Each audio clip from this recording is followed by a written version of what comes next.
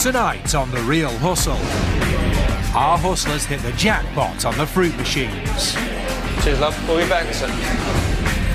We reveal how a bottle of bubbly leaves this man with nothing to celebrate. Same price, because actually you're doing me a favour. I paid 240 quid for one bottle of Moët and nearly lost my job. And a dodgy deal ruins this girl's day. I've lost £150. I feel sick. This is The Real Hustle.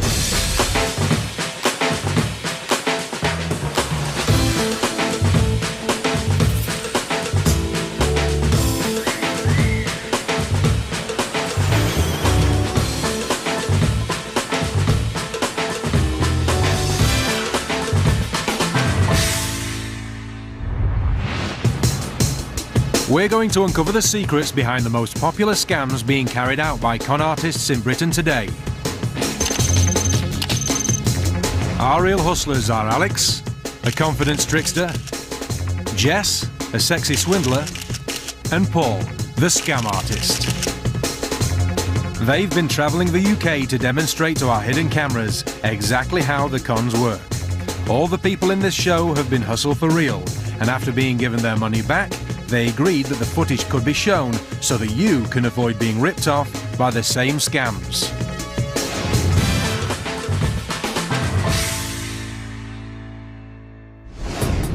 Millions of people have fallen for this hustle. Sometimes the simplest scams are the best. It's rush hour, and in central London the roads are heaving with traffic. Everybody's in a hurry to get somewhere, apart from the hustlers. They're cruising the streets looking for some likely marks. Posing as delivery men with an offer that's too good to miss, they're about to ruin someone's day in the white van scam.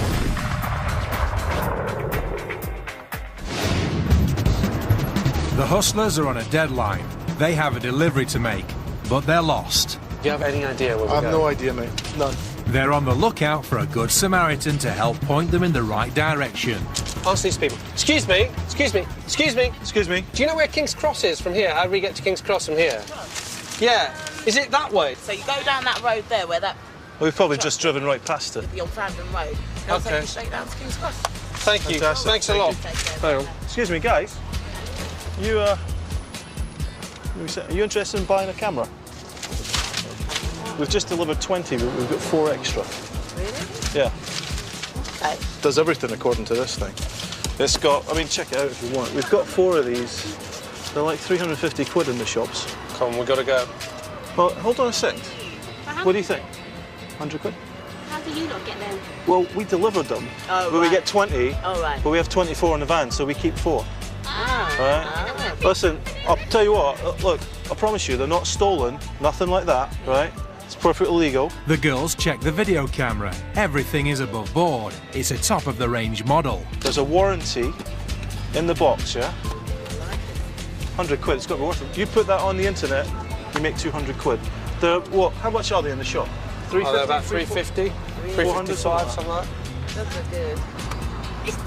I know. What do you think?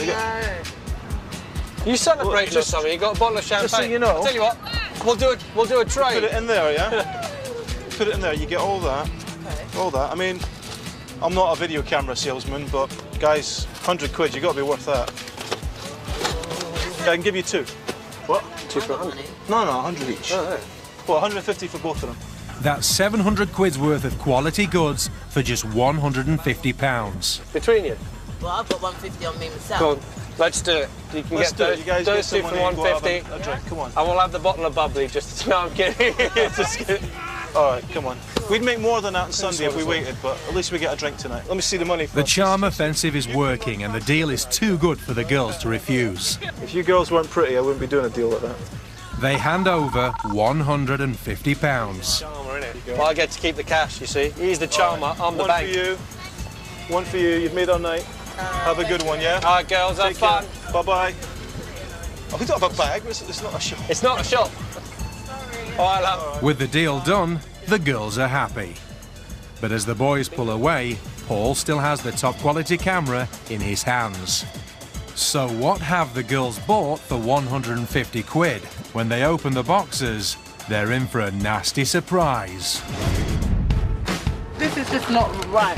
It's totally different to what he showed me. The girls have actually bought a couple of cheap, low-quality cameras worth just 20 quid. They look so good. It looked so good, and it was small. It was like... Mommy just gave him £150. You gave them. I gave them £150. I should have opened the box. I should have opened the box. Yeah, but I'm sure he took it out the box. It says it on the box too. So how did the hustlers swap the cameras? What do you think? The girls thought they saw Paul package the box in front of them, but really, Paul placed the camera on the floor and picked up the already boxed, cheap imitation. Okay. All that. I mean, I'm not a video camera salesman. The girls didn't spot a thing. Oh, there you go. Hold on to that. But let me see the money first. They were so happy with the deal, they never even thought of opening the boxes to check the goods. Even if they had, the boys are already in their getaway car. So once the money's handed over, they can easily make a quick escape. One for you. You've made our night. I bet it don't even work. I just don't believe them. £150. Never again. They were so convincing. I feel sick. This scam works because of the good deal syndrome. You've been offered a deal you can hardly refuse. The box looks brand new, the stickers are all in the right place, you get to see the camera, it looks fantastic, and you're getting it at half the price, sometimes even less than half the price. But when you open the box, the story's very different. You're getting a camera that kind of looks like what you thought you were buying, but it's a fraction of the cost and the quality is usually rubbish. Don't buy anything out of a pub or out of a car park, out of the back of a van. If you're going to get into this transaction, and think carefully before you do, then make sure that you've opened up whatever it is you're buying, that you have hold of it, that you've checked it, and you're absolutely satisfied before you hand over the cash. Otherwise, you're going to be the mug.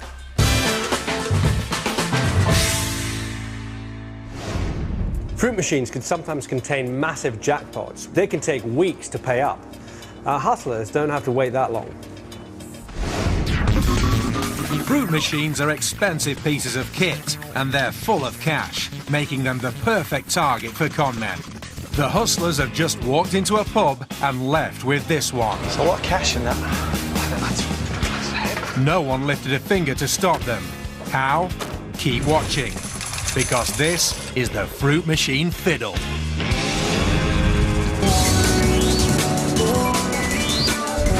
It's early afternoon, and Jess is starting off the con.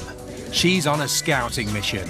She's looking for a fruit machine and hoping for a big payout. But instead of playing it, she's making a note of the supplier's details on the side of the machine. As Jess continues her reconnaissance, Alex and Paul are also prepping for the scam.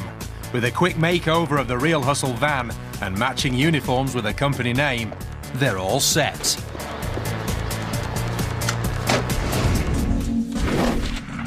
Back in the den, Jess is putting the next stage of the scam into action and making a phone call to the pub. Using the details she took from the fruit machine, she pretends to be their game supplier. Hi there. We're doing some upgrades at the moment, so I'm just wanting to let you know that I'm sending a couple of guys round from the company to replace them for you. Is that okay? Lovely. Could you do me a favour as well? When they arrive, can you get them to call Jess at the office, please? Yeah, no, they've got the number, that's fine. Okay, thank you. Bye.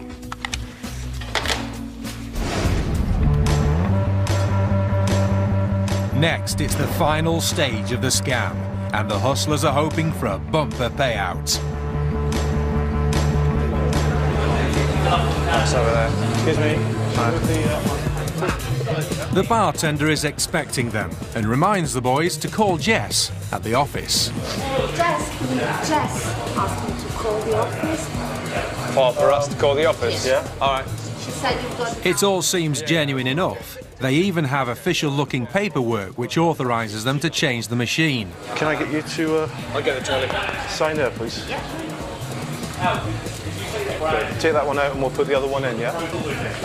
Yeah, we're just going to swap it. She's no reason to suspect anything's wrong and kindly helps them out by moving the furniture to make way for the machine.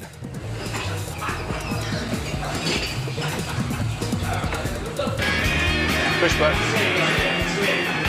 Got it.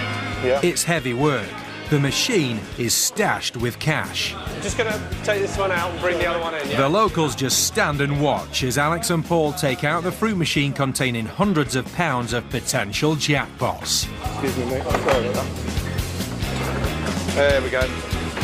Cheers, love. We'll be back, sir. The hustlers promise to return in a few minutes with a new machine. Ooh. There's a lot of cash in that. That's But once outside, they put the fruit machine in the back of the van and drive off. 15 minutes later, and the bartender is getting twitchy.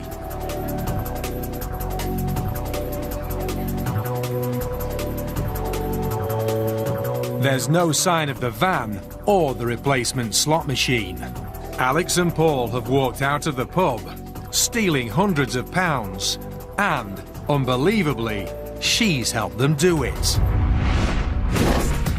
They said to me that we're here to replace the machine because they called me and they were supposed to come. They had all the documentation. I can't believe they stole it. I had absolutely no idea. This is a particularly brazen scam because the con men literally just walk in, take the machine out right under the nose and with the permission of the owner of the bar or the pub. There we go. Cheers, love. We'll be back, sir. Always check IDs carefully, and if you need to verify someone, do so with a phone number that you have for the company. Don't just trust a number that they give you.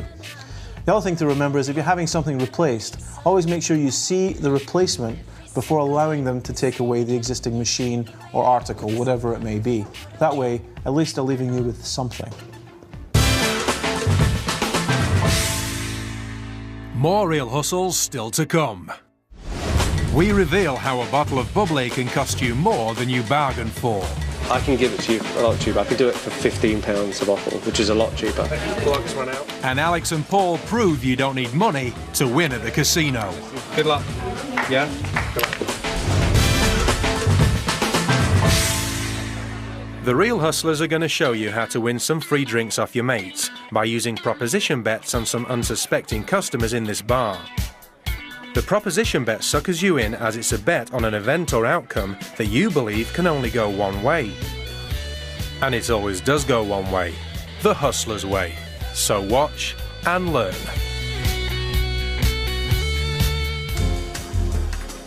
Jess is about to turn some loose change into some free drinks.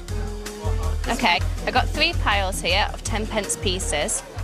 Okay, now I want you to tell me which pile of 10p pieces is the same height as this 10p piece balanced on its side.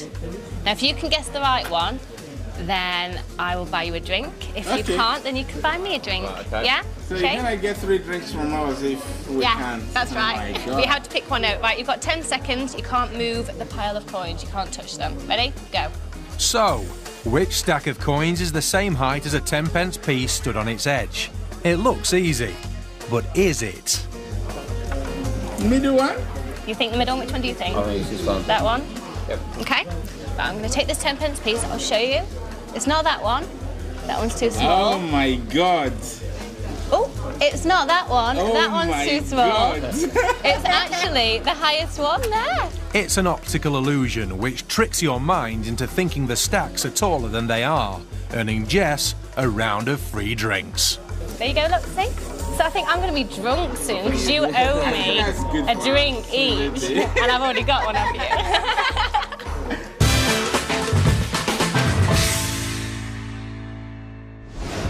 Alex is in a busy city centre, and if all goes to plan, in just 10 minutes, he'll walk out of one of the nearby businesses with hundreds of pounds in cash.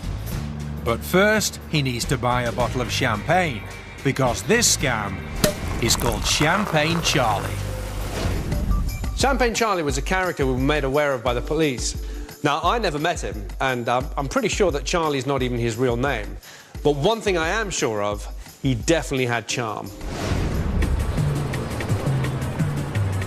For this scam to work, Alex needs another prop, so he visits one of the businesses nearby. Hi there. Do you have a business card that I can, with an email or something? Yeah, I've got my own business cards. Okay, that's great. Really? Oh, brilliant. Thanks very much, mate. Cheers. As simple as that. Armed with the business card and his bottle of champagne, Alex is ready to put the con into action. He pops into the officers next door.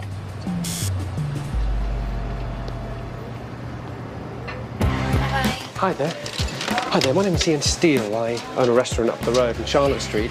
I've had somebody come work for me and they did the big drinks order and they've over-ordered. I've got 8 crates and they're blocking my whole kitchen. Now I went next door to this gentleman.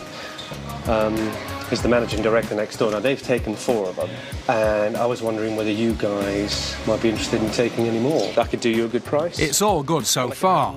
Alex has used a neighbour's business card to full effect and the receptionist seems intrigued. How much are you selling it per bottle or per case? Well, these are...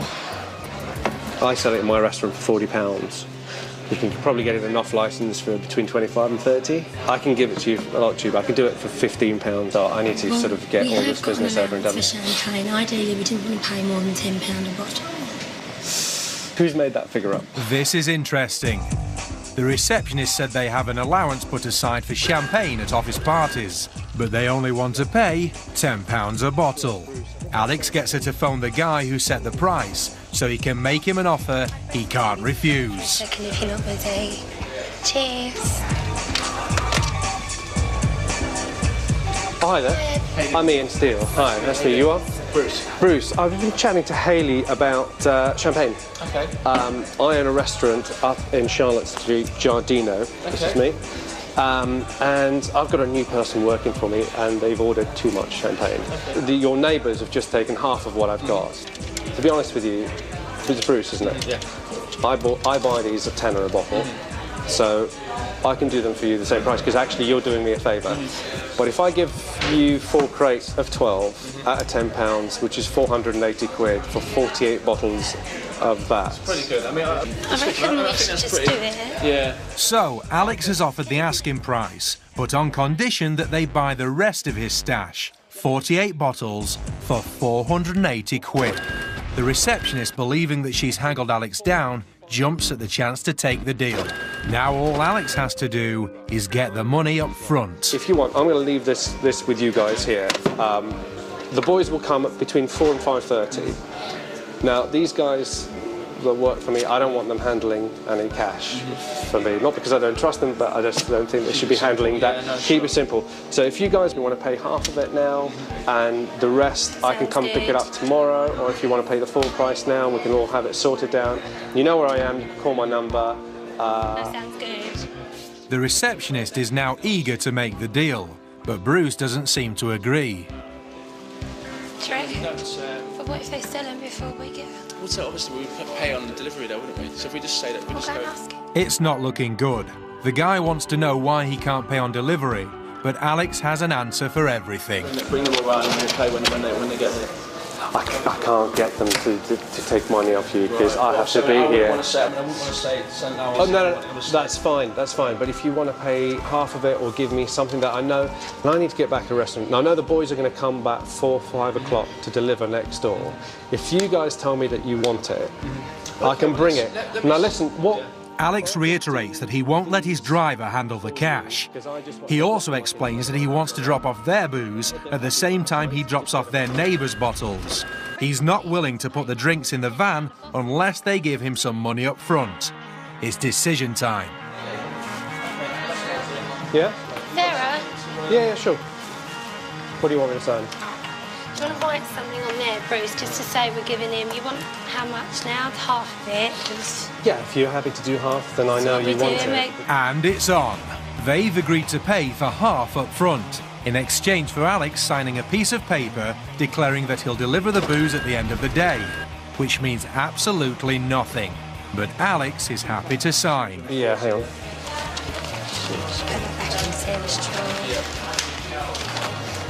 That's fine. And that's it. Alex has the cash in his hand. There's nothing left to do but say his goodbyes and get out of the door. Great stuff. Pleasure, Bruce. Hope you enjoy it. Cheers. Bye-bye. Bruce, look, we got a free bottle for doing the deal as well. With £240 in his pocket, Alex simply heads back to the off-licence to buy another bottle. Right, where's the next coffee? With his new bottle of champagne in his hand, Alex picks another establishment and starts the whole process over again. Hi there. My name's Ian Steele. I own a restaurant up the road. It's not until the mark calls the number on the business card that Alex gave him earlier that he realises he's been hustled. Instead of getting through to a restaurant, he speaks to a dry cleaners who say they've been getting similar calls all day. Have you tried both the numbers? No, he doesn't even know who Ian Steele is. Well, Ian came in, obviously he spoke to Hayley, and you know, offering champagne. He was quite articulate, he was well dressed, you know, he seemed like the sort of person to have a restaurant around the corner. You know, like I say, I'm quite a trusting person, so I didn't really think anything of it till he left, and when I rang the number, and the dry cleaners answered. I paid 240 quid for one bottle of Moët and nearly lost my job. So all in all, it's a good day. We attribute good characteristics to people that are well-dressed and physically attractive. And one of the attributes is honesty. Another reason the scam works is because of the illusion of invulnerability. Nobody believes that they will be able to be scammed when they're surrounded by their friends and on their own turf. You should always try and be wary of anybody who turns up at your business or at your home trying to sell you something. If you do decide to buy them, make sure you've removed any packaging and you've opened up all the boxes before you hand over the cash. Because once that person's gone with your money, you'll have no one to turn to.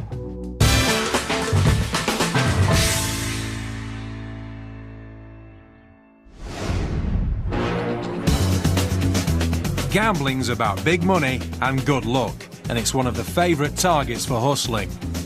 We set up a casino night and invited a bunch of real people to come along and play. Alex and Paul are here to put their hustling skills to the test, and we've got our cameras in position to try and catch them increasing their winnings by chip stealing. Not all crooks who walk into a casino are there to rip off the house. Some of them are there to take your money or your chips. Can I get a hard six, please? Hard six. Thank you. Chips are casino currency, and there can be thousands of pounds worth on the tables at any one time, making this a lucrative scam for our hustlers. Around a craps table is a perfect opportunity to steal somebody's chips, because a craps table gets quite crowded. People usually use these rails to keep their chips. It's very animated. People are leaning back and forward, placing bets on the layout, taking bets off, getting paid off, reaching for the dice, throwing the dice. So this is a perfect little steal. I'm going to place a small bet, and I want to place it in the middle of the layout.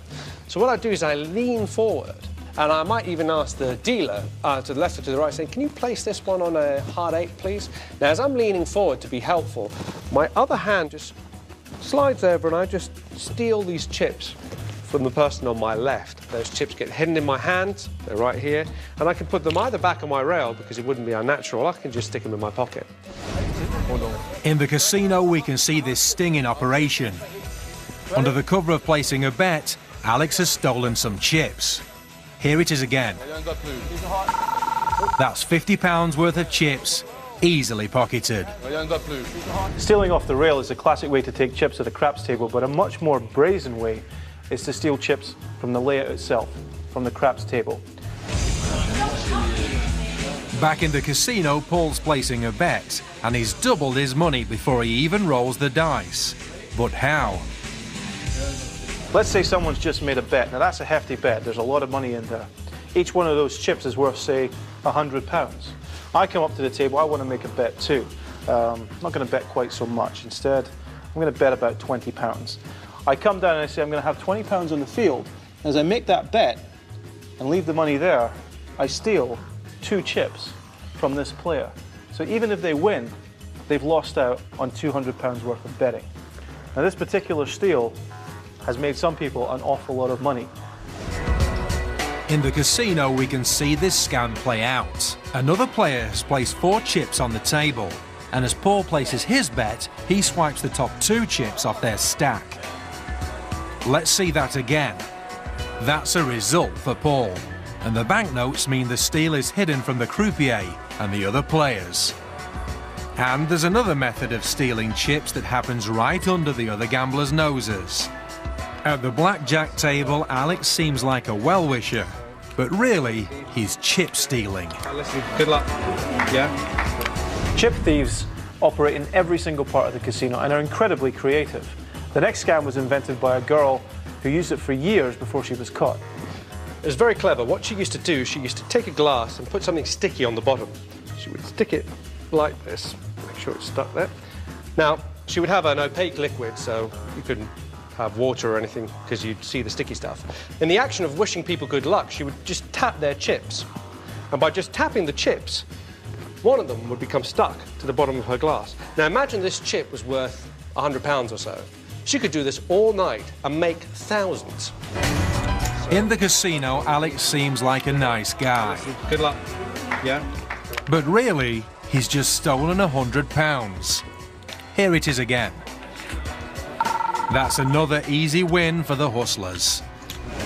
Now, there are very bold ways to steal from the table as well. The player beside me, in this case it's Alex, has a bunch of chips here. These chips all belong to Alex. Now, I've moved mine to the side, and I'm about to leave the table. As I leave, I move everything over just within range of Alex's chips. But as I get up and pick everything up, I say goodbye to everyone at the table, pick up Alex's chips, and leave. And if anyone were to notice, I simply make it a mistake. I'm really sorry, which ones are yours? I'm sorry, which one are yours? It's very easy to get away with, even if you get caught. No. Have a good one, everybody. Thank you. Good night, mate. As Paul leaves the table, nobody suspects a thing. But a closer look reveals he's just lifted an entire stack of chips from the player next to him. That's the biggest chip steal of the night, and the hustlers are £500 up without even placing a bet. You might find yourself in a casino sometime soon, and you might have enjoyed watching these ideas, but however tempted you are, there's absolutely no doubt whatsoever that you will go to jail if you get caught doing these. If they're suspicious at all they're going to do is run to security, they'll rewind the tape, and it's all there for everybody to see.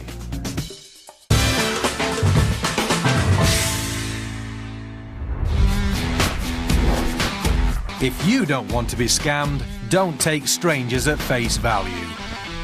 And remember, if it sounds too good to be true, it probably is. You've made all night.